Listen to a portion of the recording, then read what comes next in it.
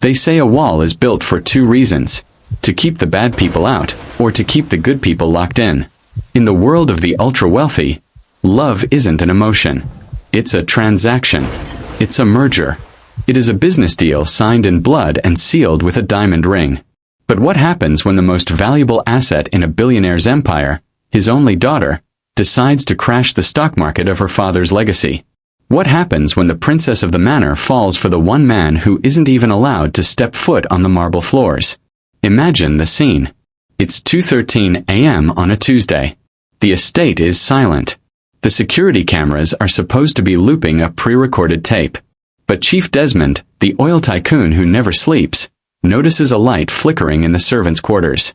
He marches across the wet lawn, his security detail trailing behind him with guns drawn. He expects a thief. He expects a rival. He kicks open the rusted door of the gatehouse. The flashlight beam hits the bed. And there, frozen in fear, is Amara. His Amara. The girl destined to marry a senator. And she is wrapped in the arms of Kene, the boy who trims their hedges for minimum wage. The scream that tears from the chief's throat isn't just anger. It's the sound of an empire crumbling. Get your filthy hands off her. But here is the twist you won't see coming. Kene didn't let go. This is the story of Amara Desmond, a girl who went from being the prisoner of a billion-dollar expectation to a rebel fighting for her soul. And this is the story of Kene, a boy who started with nothing but a pair of garden shears and a dream, who ended up holding the heart of a dynasty in his hands. You might think you know this story. You might think it's just another rich girl, poor boy cliché. You would be wrong. Because what Chief Desmond finds in that room isn't just a romance. It's a revelation. A secret that has been buried under the foundation of that mansion for 20 years. A secret that proves the poor boy might have more claim to that house than the billionaire himself. But what you're about to discover will change how you think about success, lineage, and the price of truth forever. Before we begin this incredible journey, welcome to the channel. I want to be honest with you. This video took many hours to research, good hours to write, and quality hours to produce. Every detail you're about to hear, every emotional beat, was carefully verified and crafted to bring you the most compelling version of this story. If you appreciate that level of dedication, please hit the subscribe button right now. It truly means the world and helps me continue creating these in-depth stories for you. Thank you. Now, a quick question before we dive in. Have you ever wondered what separates those who build lasting wealth from those who lose everything? Is it luck? Is it ruthlessness? Or is it who they choose to love? Drop your thoughts below. Let's go back to the beginning. Before the scandal. Before the police sirens. Back to the day Amara returned home from London, and the day Kene looked up from his work, and dared to look her in the eye. Diamond Hills. An estate where the grass is manicured with scissors and the air smells like old money. Amara Desmond had everything a girl could want.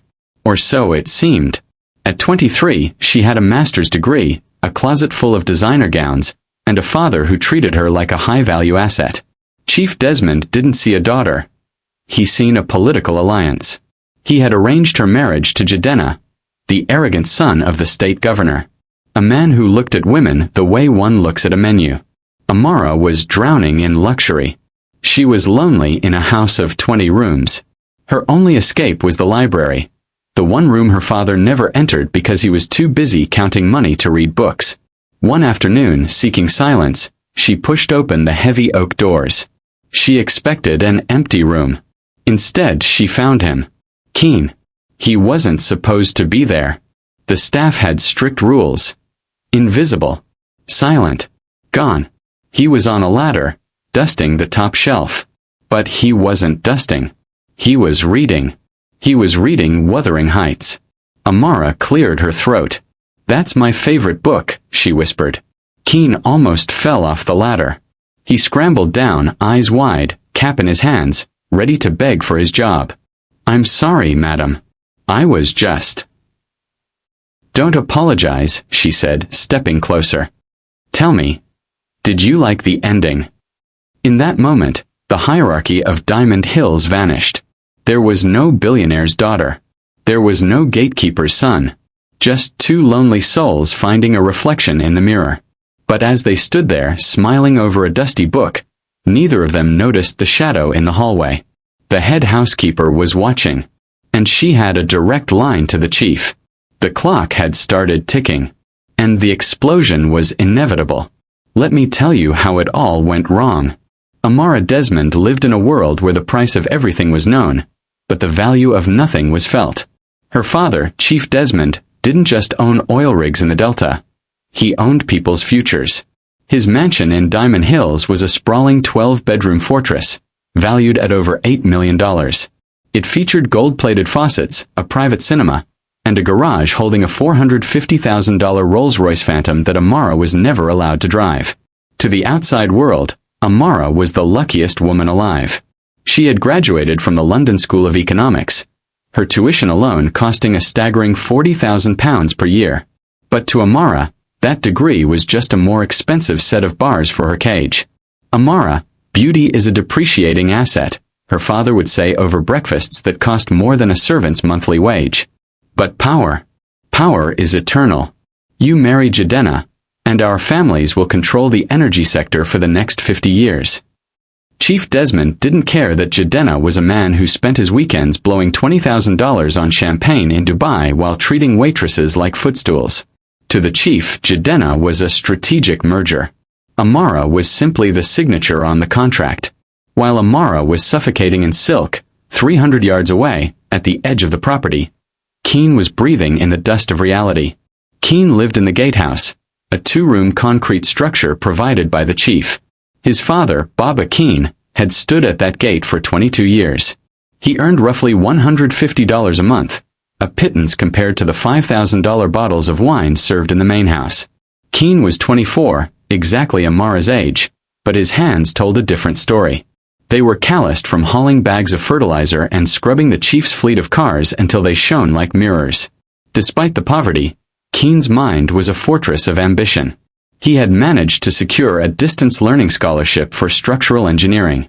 While the wealthy visitors honked their horns for his father to open the gates, Kene was inside, sketching blueprints of bridges he hoped to build one day. "Don't look up, my son," his father would warn. "The rich only look down. If you catch their eye, they'll find a reason to blink you out of existence." But Kene couldn't help it. He saw the way Amara looked out of the window of her father's SUV. She didn't look like a princess. She looked like a captive. The wall between their worlds finally cracked on a Tuesday afternoon.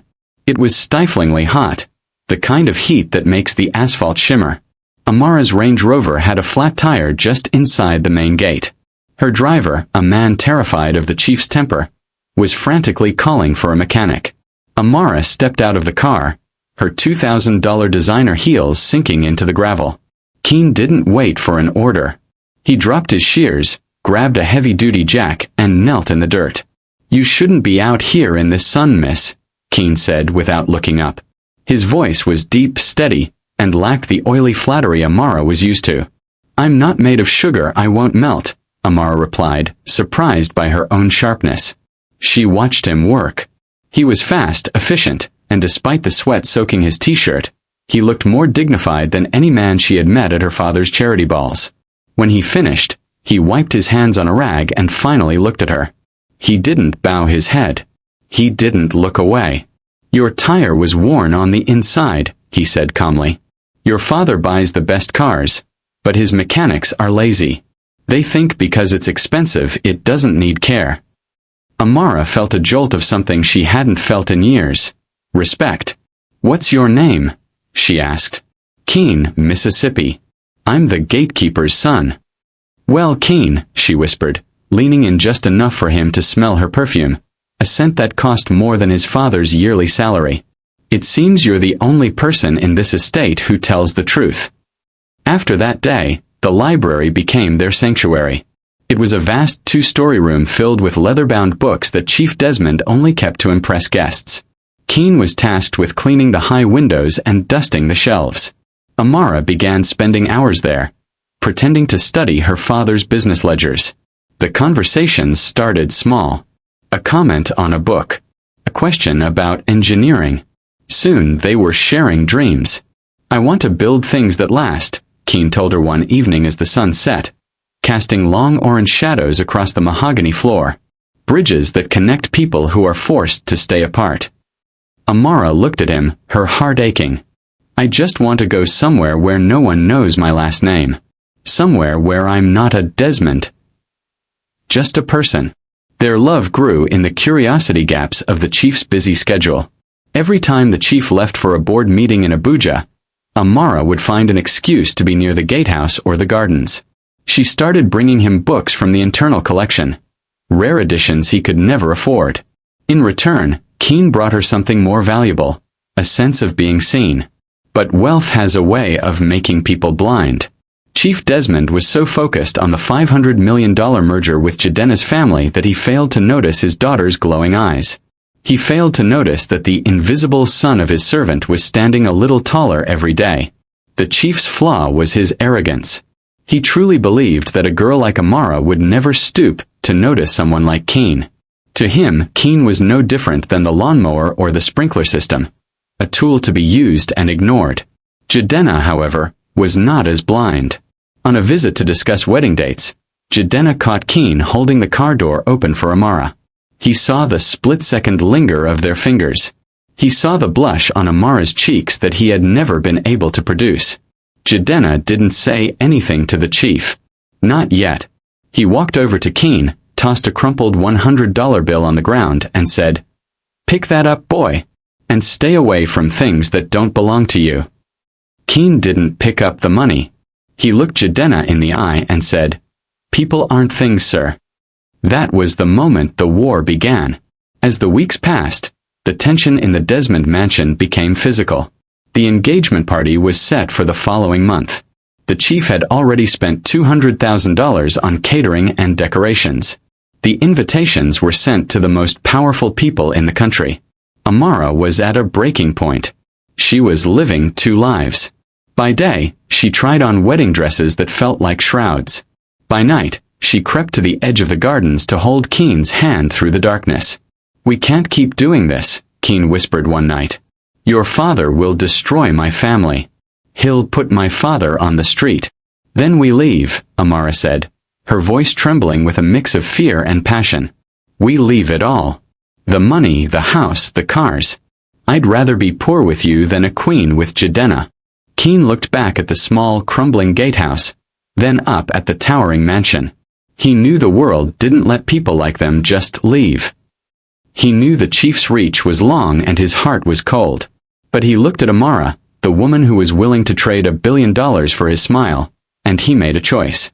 A choice that would either lead to their freedom or their total destruction. What they didn't know was that the head housekeeper, a woman named Mrs. Benson who had been loyal to the chief for 30 years, had installed a hidden baby monitor in a library. She wasn't looking for love. She was looking for leverage. And as she sat in her small room, listening to the billionaire's daughter plan a getaway with the servant's son, she smiled. The trap was set. The shocking discovery wasn't going to be an accident. It was going to be a public execution of their dreams. The stage was set for the most dramatic night Diamond Hills had ever seen. The night where blood, money, and love would clash in a way that would make headlines across the country. Before we move into the night of the confrontation, the moment everything shattered, I want to ask you something. If you were born into Amara's circumstances, with $1 billion inheritance on one side and the love of your life on the other, do you think you would have made the same choice? Or is the security of wealth too much to walk away from? Let me know what you think in the comments below. I'm reading every single one. Now, let's talk about the night the lights went out in Diamond Hills, and the secret that was dragged out of the shadows. The silence of Diamond Hills was a lie. Underneath the chirping of crickets and the hum of the $50,000 backup generators, a storm was brewing. It was the night of the pre-engagement dinner. Chief Desmond had invited the governor, 3 CEOs, and the local press.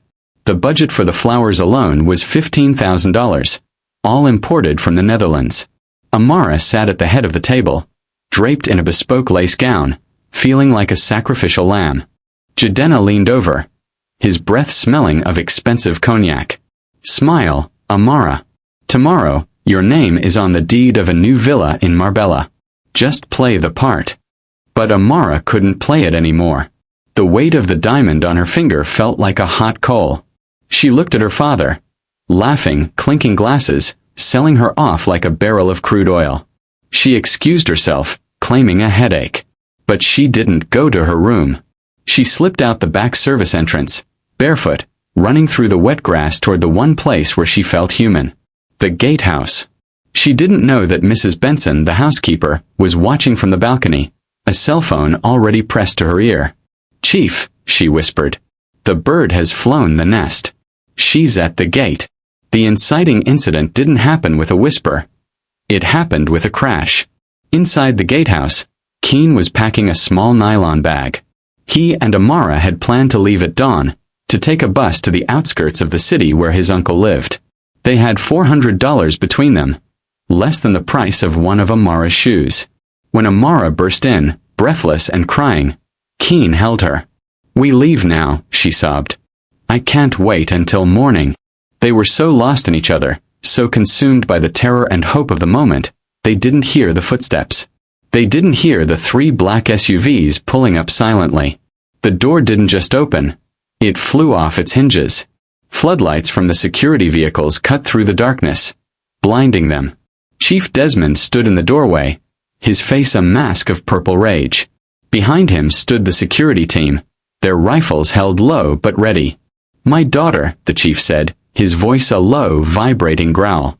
"In a shack. With a dog." Kene stood in front of Amara, shielding her. "She's not your property, Chief." The chief didn't argue. He didn't shout. He simply nodded to his head of security. "Break him," he said. "And bring the girl to the car." The next 48 hours were a blur of trauma. Amara was locked in her bedroom. The windows were nailed shut. Her phone was gone. Her laptop was gone. She was a prisoner in an $8 million cell. Her father's response was cold and calculated.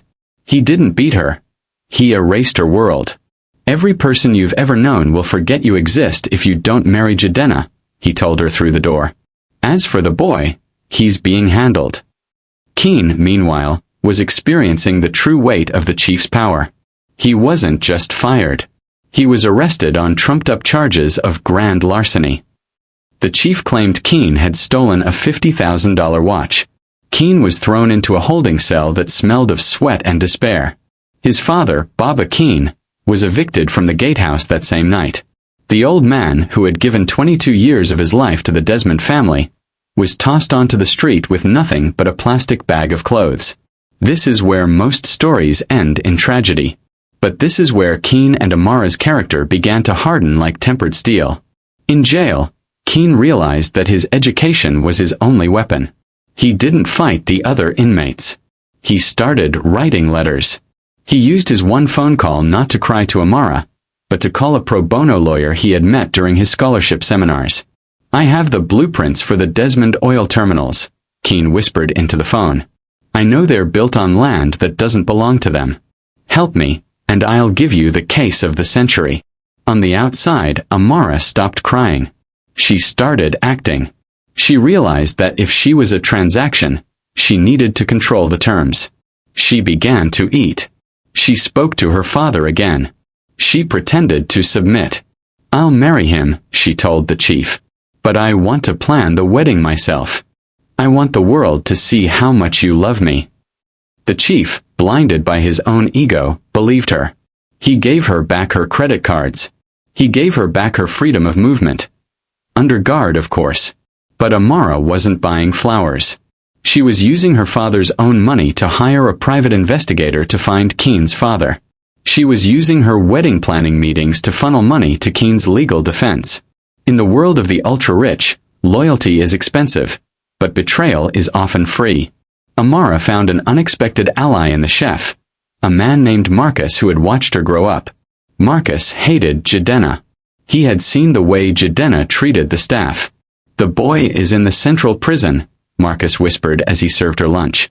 "He's being moved to a high-security wing tomorrow. If he goes there, he disappears forever." Amara knew she had 24 hours. She leveraged her last remaining asset, her mother's jewelry. a set of emeralds worth $300,000. She didn't sell them, she used them as a bribe. She went to the one person Jidenna feared, a rival politician who wanted to see the Desmond-Governor alliance fail. While Amara played the damsel in distress to perfection, Kene was undergoing a transformation in the dark. He met an old man in the cell, a man who had been a surveyor for the government 30 years ago. When Kene told him his father's name, the old man's eyes widened. "You're the son of the gatekeeper," the man laughed hoarsely. "Boy, your father wasn't a gatekeeper. He was the original owner of the land Diamond Hills sits on. He didn't lose that land. It was stolen with a forged signature by Chief Desmond's father." The shock hit Kene like a physical blow. The poor boy wasn't an outsider. He was the rightful heir to the very soil he had been trimming for pennies. The romantic tension was now replaced by a burning thirst for justice. This wasn't just about a girl anymore. It was about a legacy. It was about revenge. The wedding was 5 days away. The marquee was being set up on the lawn. The chief was bragging to the press about the $2 million ceremony. Amara had the emeralds in her purse. Kene had the truth in his heart. And the lawyer had the documents ready to file. But Jidenna was getting suspicious. He noticed Amara wasn't wearing her engagement ring. He noticed she spent a lot of time praying in the chapel. He decided to take matters into his own hands. "If she won't love me," Jidenna told his friends, "she'll fear me. I'm going to make sure that gatekeeper boy never walks again." The clock was ticking toward the wedding of the century. But under the surface, a bomb was about to go off that would level the Desmond Empire. At this point, Amara had to choose between two paths. Option A, she could take her mother's emeralds, buy Kene's freedom, and run away to another country, leaving her father's empire intact but saving her love. Option B, she could stay, marry the man she hated, and use her position as an insider to systematically destroy her father and Jidenna from the inside, reclaiming Kene's family legacy but risking her own soul in the process. What would you have done? Would you take the money and run, or stay and fight for justice? This decision would define everything that came next. Drop your choice in the comments. I want to see how many of you would choose love over revenge. Now, let's get into the final act. The wedding day. The day the gatekeeper's son returned. But not as a servant. 48 hours before the wedding, the Desmond mansion felt more like a mausoleum than a home. Amara sat in her dressing room, surrounded by a $45,000 Vera Wang gown and 3 security guards stationed outside her door. She had hit her breaking point. The emerald she had tried to use as a bribe for Kene's freedom had been intercepted by Mrs. Benson. Her father hadn't just taken the jewelry. He had burned her passport in the marble fireplace while she watched. "You have no identity outside of this name, Amara," Chief Desmond had said, his voice cold as dry ice. "Without me, you are a vagrant. You are nothing." The financial reality of her rebellion was setting in. Every account in her name, funds totaling over $2.5 million, was frozen. She had exactly $14 hidden in the back of a hollowed-out book. The transition from a woman who spent $500 on lunch to someone who couldn't buy a bus ticket was a psychological car crash.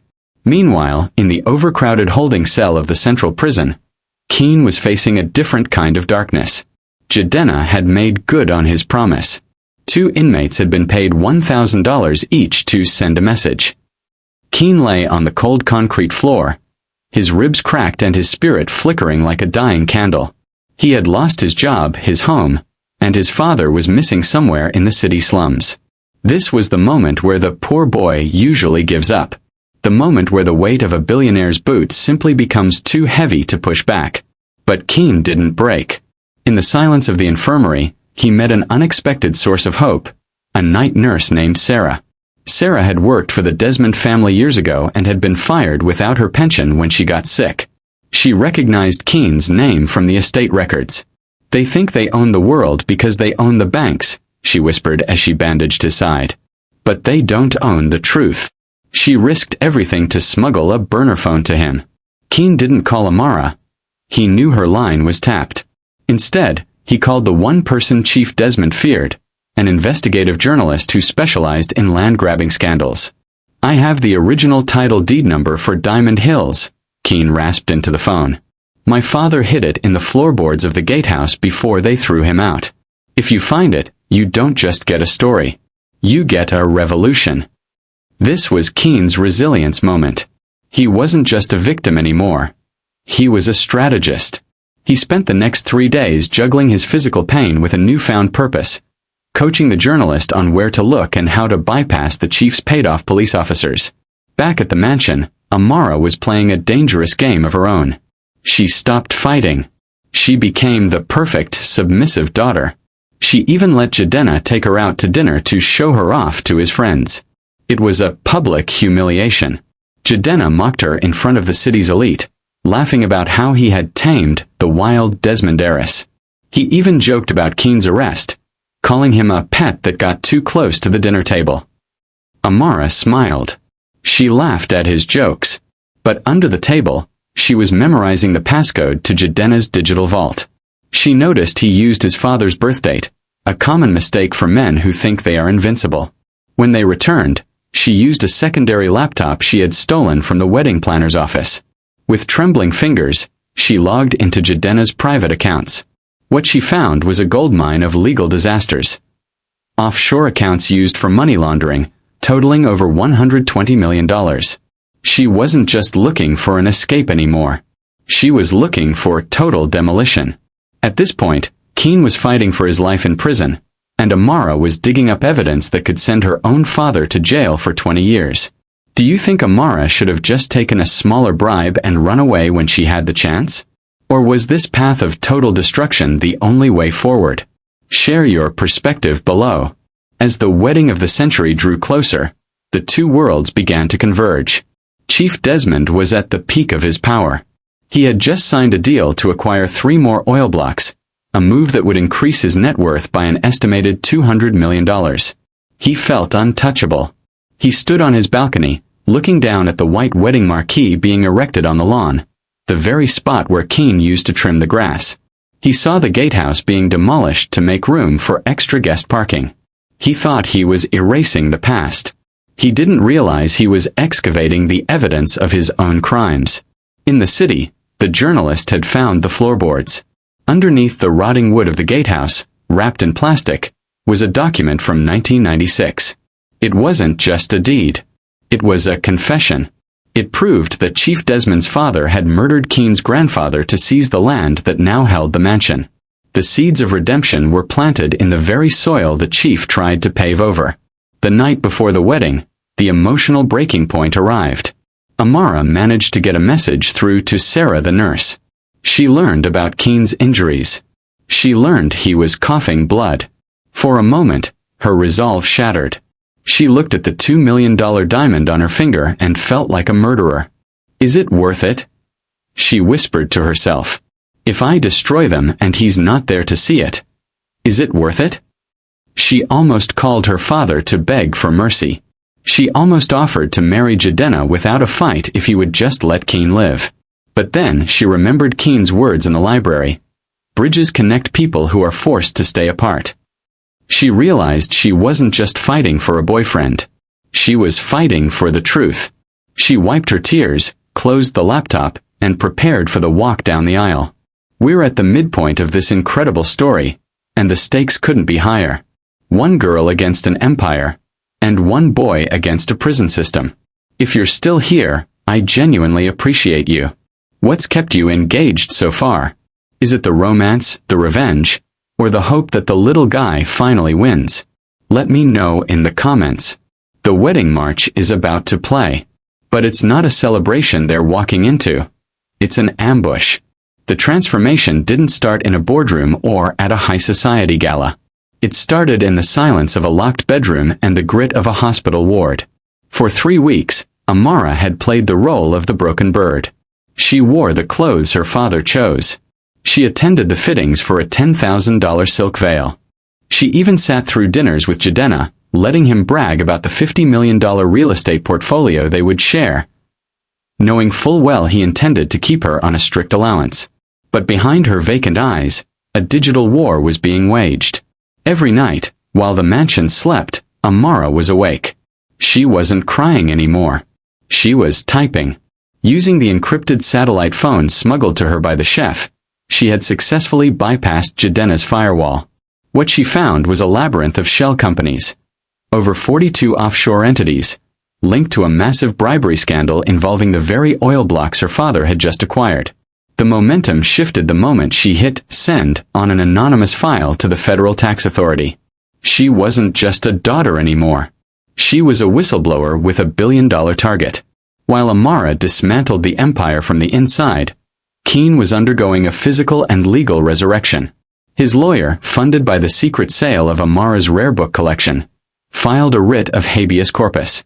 But the real breakthrough wasn't the law, it was the $300,000 reward offered by an anonymous donor, Amara, to anyone who could provide proof of the grand larceny being a setup. A junior security guard at the Desmond estate, tired of being treated like dirt, stepped forward with a body cam recording. The video clearly showed Chief Desmond's head of security planting the stolen watch in Kene's locker. The charges didn't just drop, they evaporated. When Kene walked out of the central prison, he didn't look like a gatekeeper's son. He had lost weight, but his eyes were like flint. He was met at the gate not by a bus, but by a black sedan sent by Senator Williams, the chief's most bitter political rival. "You have the deed to Diamond Hills," the senator said as Kene sat in the plush leather seat. "And I have the power to make it stick. Why are you helping me?" Kene looked out the window at the skyline he used to view from behind iron bars. "I'm not helping you, Senator. I'm taking back what belongs to my father." Success didn't come all at once. It came in a series of calculated strikes. With Senator Williams' legal team behind him, Kene filed a lease pendens on the Desmond estate. This is a legal notice that effectively freezes the title of a property. In an instant, Chief Desmond's $8 million mansion, the symbol of his power, was legally contested. He couldn't sell it, he couldn't mortgage it, and if the courts agreed with the 1996 deed, he was technically trespassing. Amara, meanwhile, was expanding her influence. She began mentoring the younger maids and staff in the house.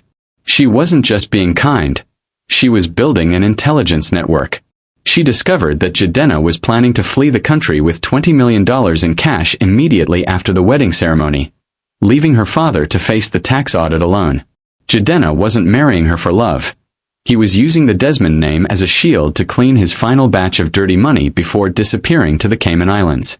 "Knowledge is the only currency that doesn't devalue," Amara whispered to herself as she recorded Jidenna's phone calls from the library.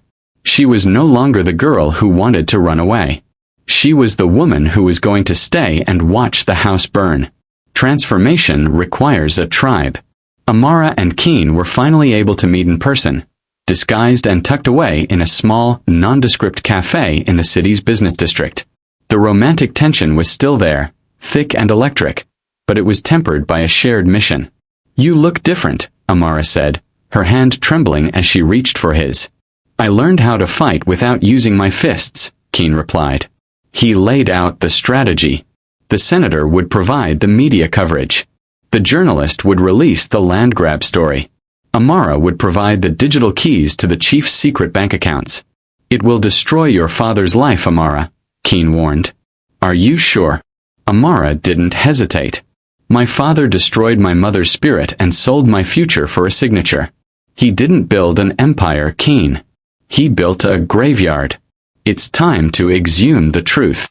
For the first time in months, there was a sense of peace in their hearts, despite the looming war. Kene had found his father, Baba Kene. The old man had been living in a church basement. When Kene showed him the legal filings and the apartment he had rented with the senator's help, the old man wept. "I told you not to look up, my son," Baba Kene said, his voice shaky. "You were wrong, father," Kene said. "We shouldn't just look up. We should aim for the top." Kene's reputation was rebuilding. The local engineering firm where he had once applied for an internship called him back. Not as an intern, but as a consultant for a new project on the very land his family once owned. His skill, once ignored because of his clothes, was now being recognized because of his resilience. He was no longer the boy at the gate. He was Kenechukwu, the man with the deed. 24 hours until the I do's. The mansion was a hive of activity. Florists were arranging $20,000 worth of white roses.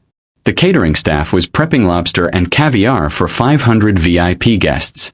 Chief Desmond walked through the halls, a glass of 30-year-old scotch in his hand. He felt like a king. The tax audit had been flagged, but his lawyers told him it was just routine. The land grab rumors were baseless. And his daughter was finally quiet. He walked into Amara's room and saw her sitting at her vanity, staring at her reflection. She looked beautiful. She looked perfect. "I'm proud of you, Amara," he said, placing a heavy hand on her shoulder. "Tomorrow, you become the most powerful woman in this country." Amara smiled, a sharp, cold smile that didn't reach her eyes. "Tomorrow, father, everyone gets exactly what they deserve." The chief didn't notice the double meaning. He was too busy looking at the diamonds on her neck to notice the fire in her soul. He had no idea that the invisible boy was currently sitting in a newsroom, holding a folder that would turn his $2 million wedding into a crime scene. In this world of greed, Amara and Kene had become something else. They had become the architects of their own fate. Amara had spent her life being told she was soft. But through the struggle, she developed a spine of titanium. She had learned forensic accounting, digital security, and the art of the long con. Kene had learned that dignity isn't something given by a paycheck. It's something forged in the fire of injustice. He had become a leader, a man who could command a room of senators just as easily as he could trim a hedge. They weren't just the billionaire's daughter and the gateman's son anymore. They were the new guard. The stage was set. The invitations were out. The cameras were ready. The most shocking discovery in the history of Diamond Hills was no longer a secret. It was a countdown. We are moments away from the grand finale, the wedding day that changed everything. But before the first guest arrives, I want to stop and reflect on this journey. At this point, Amara and Kene have transformed into people completely different from who they were at the start of this story. One has moved from submissive to a master strategist, the other from a victim to a powerful claimant.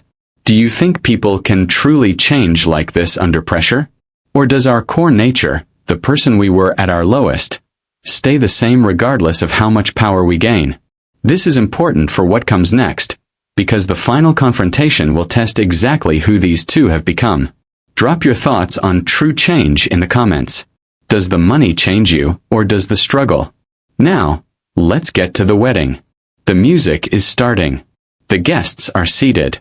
And Chief Desmond is about to realize that he didn't just lose his daughter. He lost his kingdom. The sun rose over Diamond Hills like it was just another day in paradise. But the air was thick, heavy with the scent of 5,000 white lilies and the electric hum of 1,000 hidden secrets. This was the day. The wedding of the century. Chief Desmond had spared no expense. He had spent $2.2 million on a custom-built glass marquee that covered the entire back lawn, the same lawn Kene had mowed for 3 years. There were 500 guests, including 3 former presidents, tech moguls, and the international press. Every one of them was a witness. Amara stood in her room, looking at her reflection. She looked like a ghost draped in $45,000 of silk. Her heart wasn't racing. It was steady. She was the Trojan horse, already inside the city walls. She had her father's private digital key hidden in her lace sleeve. "Everything is ready, miss," the chef whispered as he brought in her final glass of water. It was the signal. The journalists were in place. The senator's legal team was at the gate. Chief Desmond walked in, looking like a man who owned the sun. "It's time, Amara. Don't keep the future of this country waiting." He had no idea that while he was walking his daughter down the aisle, the very ground beneath his feet was being reclaimed. The music started, a string quartet playing a hauntingly beautiful version of Perfect. Amara walked slowly, her eyes fixed on Jidenna at the altar. Jidenna looked smug, already counting the $120 million he intended to move offshore by midnight. They reached the altar. The priest began the liturgy. If any man can show just cause why they may not be lawfully joined together, let him now speak. The silence that followed was supposed to be a formality. But then a sound cut through the air. Not a voice. A vehicle. The glass doors of the marquee swung open.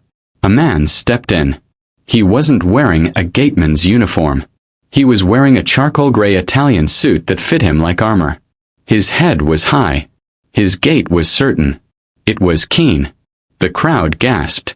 Chief Desmond stepped forward, his face turning a dangerous shade of crimson. Security. Get this vagrant out of here. Kene didn't stop. He walked right up to the front row. He wasn't looking at Amara yet. He was looking at the chief. I'm not here for the girl, Chief, Kene said, his voice carrying to the very back of the tent. I'm here for my house. You're standing in my father's living room. The audience erupted in murmurs.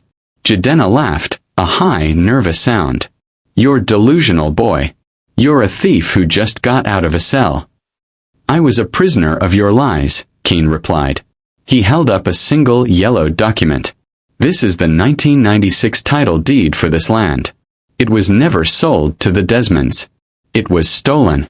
Senator Williams stepped out from the crowd, flanking Kene. As a member of the Senate Land Committee, I have verified this document.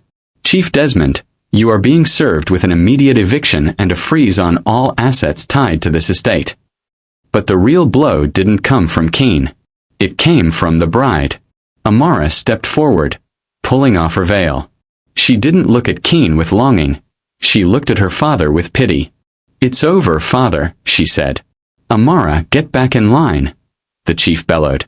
There is no line, she said calmly. I gave the tax authority the keys to your offshore accounts an hour ago. And Jidenna, the investment you were planning to take to Marbella tonight? The police are waiting at the airport. They know about the money laundering. The public nature of the moment was devastating. In front of the most powerful people in the country, the great Chief Desmond wasn't a tycoon. He was a fraud. The fallout was instantaneous. Blue and red lights began to flash outside the glass marquee. The federal police weren't there to protect the guests. They were there to arrest the groom and the father of the bride. Jidenna tried to run through the service entrance, but he was tackled by the very security guards he had mocked only days before. They didn't help him. Why would they? He had never treated them as human. Chief Desmond was led out in handcuffs. He didn't shout. He looked small. He looked like the poor man he had always been afraid of becoming. The guests began to scramble, fleeing the scandal. Within 30 minutes, the $2 million wedding was a ghost town. The lobster was cold. The champagne was flat. Amara stood in the center of the chaos, still in her white dress. Kene walked over to her. He didn't grab her. He didn't kiss her. He simply stood beside her. Your father's house is gone, Amara, Kene said quietly. Good, she whispered. It was never a home anyway. As the sun began to set over the contested land of Diamond Hills, a strange peace settled over the estate. Kene and Amara sat on the edge of the fountain.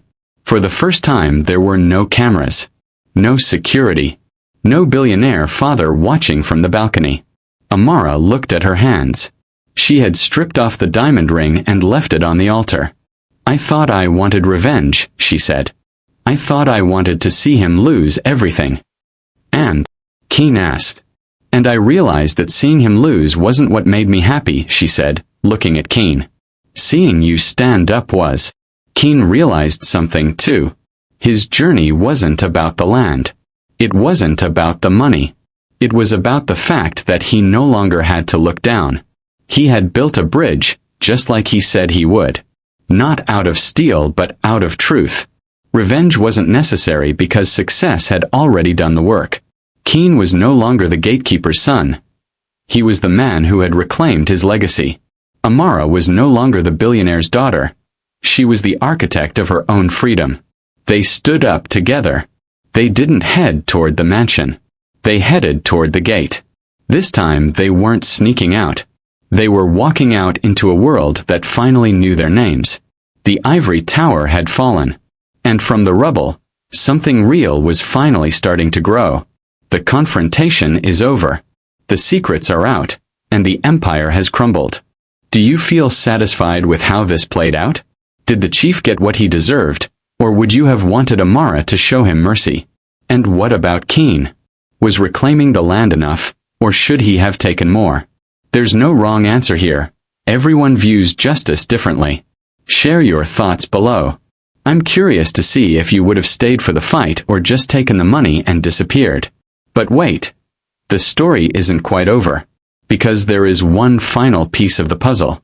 A phone call that Kene receives 3 months later that changes the shocking discovery into something even more unbelievable.